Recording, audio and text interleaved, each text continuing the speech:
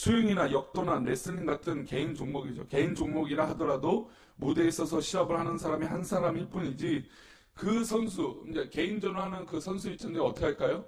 그 사람을 돕는 수많은 사람들이 있다라는 것입니다.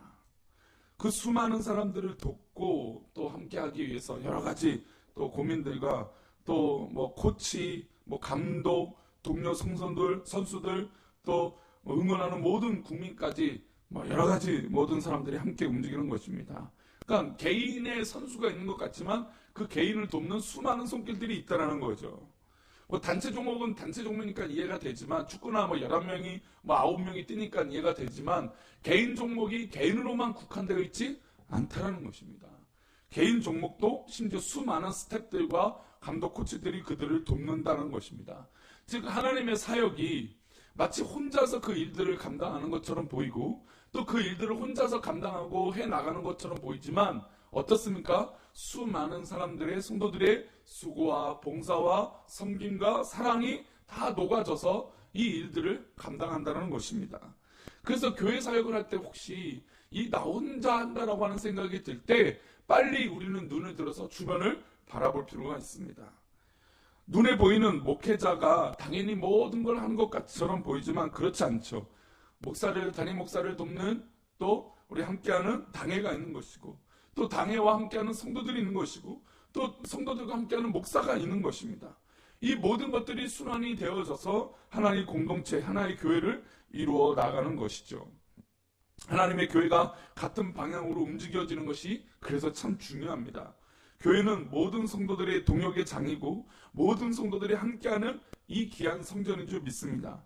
하나님의 백성들이 하나님 앞에서 같은 역사를 이루어가는 하나님의 역사의 현장이 바로 이 교회라는 것이죠. 그래서 이 교회 안에 어떤 사람의 특정 인물이 이름이 뭐 빛날 수도 있어요. 그렇죠? 교회마다 그럴 수도 있죠. 어떤 분이 뭐 스포트라이트를 받고 어떤 사람들이 뭐 여러 가지 집중을 받기도 할 것이에요. 그러나 그 보이는 사람이 있을지언정 교회의 모든 공동체와 동역이 없어서는 그 한 사람이 존재할 수 없다라는 것입니다. 가끔 이제 성경을 보게 되면 아무래도 인물 중심적이기 때문에 특정한 인물이 계속해서 그 이름이 부각되고 확대가 되는 것을 느낄 수 있습니다. 예를 들어서 뭐 아브라함부터 시작해서 모세부터 시작해서 뭐 아브라함 다 한 명이잖아요, 그렇죠? 그리고 다윗도 마찬가지입니다. 한 명이잖아요. 그 한 명을 위해서 그 한 명이 멋진 사역을 감당하고 또 뛰어난 사역을 감당하지만, 그러나 그렇게 뛰어난 사역을 했다고 하더라도 그가 완벽하지 않다는 것이죠. 그 한 사람을 도우시는 누구의 손길이 있습니다. 하나님의 손길이 있습니다. 더불어 그 모든 성도들, 함께하는 백성들이 없어서는 그 한 사람도 존재하지 않는다는 것입니다. 그래서 가끔 우리 가운데 스타병, 인기병이죠. 근데 이제 연예인들이 이 스타병에 걸렸다가 이제 그 스타의 자리에서 내려왔을 때 현실감에 우울증에 많이 걸린다고 하죠.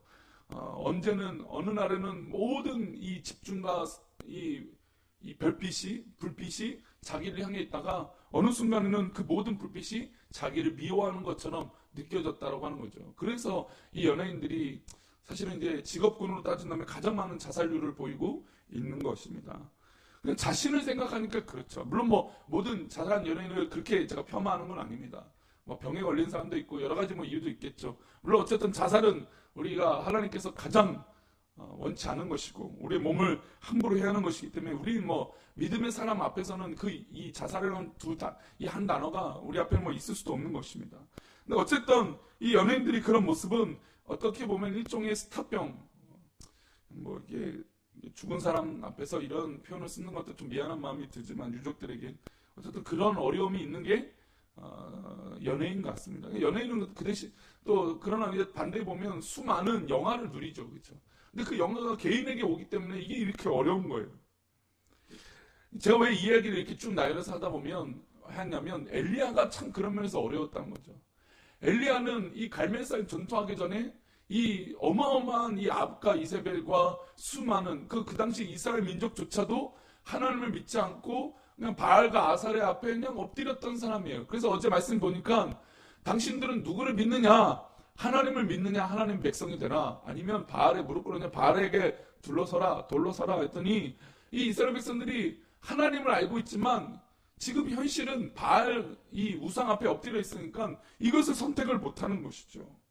근데 그 이스라엘 민족도 그런 상황이고 왕은 말할 것도 없고 이세벨이라고 하는 악한 이 아내도 마찬가지고 그냥 최악의 이 우상에 물들어 있던 이 왕과 또 이스라엘 민족들 그 상황 가운데 마치 혼자 이 싸움을 하고 있는 것처럼 느껴졌다는 것이죠. 그러나 어제 분명히 오바다를 붙여주시면서 100명의 아직 선지자들 신도들이 있어서 구별되고 있다라고 하는 위로를 받았음에도 불구하고 이 갈멜산의 위대한 승리 이후에 오히려 하나님 앞에 조금 고꾸라지는 그런 모습이 보여졌다는 것입니다. 사실 엘리야는 그렇게 이기면 갈멜산에서 전투가 딱 끝나고 나면 이 바알과 아사라의 선지자 그를 이끌었던 850명의 그들을 다 무찌르고 없애면 하나님의 나라가 당장 임할 줄 알았는데 현실은 그렇지 않다라는 것이죠. 근데 이게 또한 이게 스타병 또는 이게 소위 말하는 이 담임 목사 병인데요. 만약에 이제 담임 목사가 딱 맨 처음에 되면 모든 것이 막 다 이길 것처럼 다 생각을 하죠. 물론 하나님의 역사심이 그렇죠. 성령의 인도하심이 모든 것을 그렇게 이길 수 있도록 해 주실 것입니다. 그렇죠. 그런데 안 될 때도 있고 맞춰갈 때도 있다라는 것이죠. 근데 그것이 마치 다 달 것처럼 달려가다 보니까 누구와 괴리감이 생깁니까? 장로님들과 괴리감이 생기고 권사님들과 괴리감이 생기고 안수사님들과 성도님들과 괴리감이 생기는 거예요. 막 담임 목사님은 막 앞서서 이렇게 막 달려가고 있어요. 성도들은 그거에 템포에 맞춰가지 못하는데 사실 저도 이 고민이 많습니다. 저도 참 하고 싶은 게 많고 해야 될 것도 많고 그런 성향이에요. 저도 가만히 있지 않는 성격이니까 뭘 해야 되는데 제가 누누이 말씀드리지만 이 환경적으로 물론 우리 교회도 참 너무 좋은 우리 성도님들과 함께 살아가는 것 때문에 제가 하고 싶은 의욕이 막 넘쳐나요. 근데 하나님께서 지금 1년 동안 저를 딱 가둬 놓으셨어요. 그래서 참 하나님 막 이것도 하고 싶고요, 저것도 하고 싶고요, 이렇게도 하고 싶어요. 근데 다 가둬뒀어요. 그러면서 기도하게 하시는 이유가 있을 거라고 저는 믿습니다. 저에게도 그래요. 개인적인 면도 어떤 그런 면도 있고요. 또 물론 외향적으로 우리 교회가 이렇게 합의의 과정 가운데 이 재개발에 있는 이 과정에 하나님께서 또 이곳에 딱 올인할 수 있도록 모든 것을 다 할 수 있도록 우리 모든 성도들과 이 목사의 마음을 모아주시는 것이구나. 또 이것도 너무나 감사하죠. 그런데 이제 저야 이런 상황이 있고 또 이런 조건을 주시니까 얼마나 하나님 앞에 감사해요. 근데 많은 목회자들이 이게 되게 어려운 거예요. 엄청난 승리를 거뒀잖아요. 또 어떤 목회자가 되었잖아요. 목사가 됐잖아요. 그럼 엄청난 성공을 하고 마치 내가 모든 것을 다 할 수 있을 거라 생각했는데 사탄이 그렇게 호락호락합니까? 아니죠. 아무리 그렇게 위대한 전쟁에 이 850명의 우상에 숭배하는 선지자를 무찔러도 그렇게 호락호락하지 않고 오히려 더 강력하게 도전을 해오는 것입니다. 이세벨과 아합이 엘리야를 어떻게 합니까? 죽이려고 사신을 보내요. 사신은 뭔가 이 자객이잖아요. 자객을 보내서 그냥 엘리야를 죽이려고 합니다. 그러니까 즉 하나님의 일에 엄청난 그 사역을 해도 사단은 똑같이 우리를 괴롭히려고 넘어뜨리려고 한다는 것입니다. 우리 2절 말씀인데요. 열왕기상 19장 2절이면 읽어봅니다. 시작. 이세벨이 사신을 엘리야에게 보내어 이르되 내가 내일 이맘때는 반드시 내 생명을 저 사람들 중 한 사람의 생명과 같게 하리라. 그렇게 하지 아니하면 신들이 내게 벌 위에 벌을 내림이 마땅하니라 한지라. 아니 이게 무슨 마치 하나님 앞에 신앙 고백하는 것처럼 지금 이 아합이 이세벨이 사신 자객을 보내서 엘리야를 죽이는데 반드시 내 생명을 죽이겠다라는 것이에요. 그렇지 않으면 신들이 나에게 벌을 주겠다라고 하는 엄청난 선언을 하는 거예요. 위기죠. 어려움이죠. 그러나 좀 전에 가졌던 이 갈멜산 전투는 지금 자신에게 받는 위협보다 어떻습니까? 더 크고 위대한 승리 아니었습니까? 아니 얼마나 엘리야가 당당하길래 도랑을 파서 물을 부으라고 하잖아요. 아니 불이 내려야 되는데 불이 일어나야 되는데 물을 붓는다는 건 말도 안 되는 것이었어요. 아니 물을 부었잖아요. 근데 하늘에서 불이 내려서 이 도랑의 물까지 다 핥아버리고 그래서 하나님 앞에 떠나 있었던 이스라엘 백성들의 마음이 한순간에 다 역전되어지는 놀라운 은혜를 엘리야가 경험을 했어요. 그 엄청난 경험이 있었음에도 불구하고 어떻습니까? 이 이사벨이 그 뜻을 굽히지 않고 엘리야를 죽이겠다 하니까 그 마음에 어떤 마음이 들었냐면 두려운 마음이 들었어요. 물론 생명이 위협함이 있으니까 두려운 마음이 들죠. 그러나 그가 이의 삶을 살아갈 때 하나님 앞에 온전하게 있어야 될 것이 훈련되어져 있음에도 불구하고 생명의 위협 가운데 괴로움에 빠져서 도망가게 됩니다. 그런데 이 도망가는데 어떤 모습이냐? 우리 4절 말씀인데요. 읽어보면 4절입니다. 자기 자신은 광야로 들어가 하루길쯤 가서 한 로뎀 나무 아래에 앉아서 자기가 죽기를 원하여 이르되 여호와여 넉넉하오니 지금 내 생명을 거두시옵소서. 나는 내 조상들보다 낫지 못하니이다 하고 이 죽음의 위기에 한 방에 다 무너져 버린 것이에요. 나를 그냥 죽게 내버려 두세요. 나를 죽여주세요 라고 하는 거죠. 하나님, 저 이세벨에게 죽는 것보다 그냥 하나님 그냥 저를 이렇게 죽게 해주세요 라고 했던 것이에요. 근데 분명히 하나님께서 오바다를 보내주셨잖아요. 이 갈멜산 전쟁하기 전에 오바다를 붙여주시면서 나와 함께하는 사람, 내 뜻과 함께하는 사람이 이렇게 많다라는 것을 보여줬는데도 불구하고 그는 이렇게 원망과 슬픔 가운데 모든 것들을 빼앗겨 버렸어요. 그런데 10절에 또 이렇게 말합니다. 10절에 엘리야가 이렇게 말해요. 10절입니다. 읽어봅니다. 시작. 그가 대답하되 내가 만군의 하나님 여호와께 열심히 유별하오니 이는 이스라엘 자손이 주의 언약을 버리고 주의 제단을 헐며 칼로 주의 선지자들을 죽였음이오며 오직 나만 남았거늘 그들이 내 생명을 찾아 빼앗으려 하나이다. 오직 누구만 남았다고요? 나만 남았다는 거예요. 지금 엘리야가 자기 혼자 남았다라고 생각했던 거예요. 오직 나만 남았고 이제 나만 남았으니까 난 이제 죽습니다 라는 것이에요.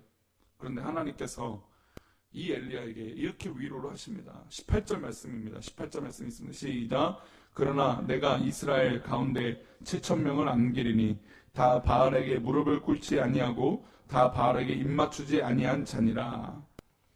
지금 바알에게 무릎을 꿇지 않고 이세벨과 합의하지 않고 이세벨과 함께하지 않은 이세벨의 저 위험 죽음의 위기 가운데 함께하지 않은 사람 몇 명이 있다고요? 100명이 아니라 6,900명을 더해서 7,000명이 있다라고 말씀하고 있는 것이에요. 그러니까 우리가 생각할 때 우리의 어려움이 그 어려움에 딱 갇히면 나 혼자고 나만 외롭고 나에게 이렇게 큰 곤란이 있다라고 생각이 드는 거예요. 그러나 또한 더불어서 사단도 우리를 그렇게 괴롭게 만들죠. 사단이 우리를 막 조롱하고 우리를 넘어뜨려 하고 우리에게 시험을 줍니다. 하나님 앞에 그냥 무너지게 만들어 버려요. 그런데 우리가 이럴수록 우리가 이렇게 함께하고 있는 동역함이 얼마나 소중한지 모릅니다. 이 동역함이 있기 때문에 우리 교회가 온전하게 이렇게 지켜지는 것이고 이렇게 함께하는 손길들이 있기 때문에 우리가 믿음으로 서로에게 도전이 되고 이기는 것인지 믿습니다. 우리는 그 착각 속에서 벗어나야 돼요. 아, 내가 이렇게 여태까지 이렇게 기도했고 내가 여태까지 이렇게 사역했어. 그러나 그 사역이 그 과거의 영광이 지금의 미래와 지금과 미래의 믿음을 담보하지 않는다는 걸 제가 누누이 말씀드린다는 거죠. 우리는 그래서 지금 이 순간에도 하나님의 뜻을 믿고 나아가는 것입니다. 지금 이 순간에도 나만 믿는 것이 아니라 우리 온 성도들이 하나님의 뜻을 믿고 나아가야 되는 것인 줄 믿습니다. 혹이나 우리 성도들 어려움이 있으십니까? 그렇다면 우리 성도님들을 위로할 그 한 사람이 예비되어 있는 줄 믿습니다. 그 한 사람뿐만 아니라 우리 온 성도들이 함께하는 것이고 이 목사도 그렇게 우리 성도님들에게 위로하는 사람이 되고 싶습니다. 함께하는 그런 모습이 우리 가운데 필요하다는 것이죠. 그래서 엘리야가 그 엄청난 승리를 거두고 자신이 모든 이 공고함에 빠졌을 때 오히려 하나님 나타나셔서 그에게 위로와 힘을 주셨던 것처럼 오늘 이 아침에 기도할 때 하나님께서 주시는 위로와 도우심을 경험하시기를 축복합니다. 하나님이 함께해 주신 특별한 은혜가 이 아침 기도의 가운데 우리 성도님들 기도 가운데 있기를 축복합니다. 하나님 도우실 것이에요. 그러니 낙심하시거나 외로워하지 마시고 하나님 앞에 믿음의 이 동역자가 있음에 감사함으로 승리하는, 그래서 영적인 스타병을 물리치고 온전히 함께하는 그런 이 승리가 우리 성도들 가운데 있기를 축복합니다. 오늘 맥첸 성결교회의 데살로니가 전서 2장의 말씀을 보겠습니다.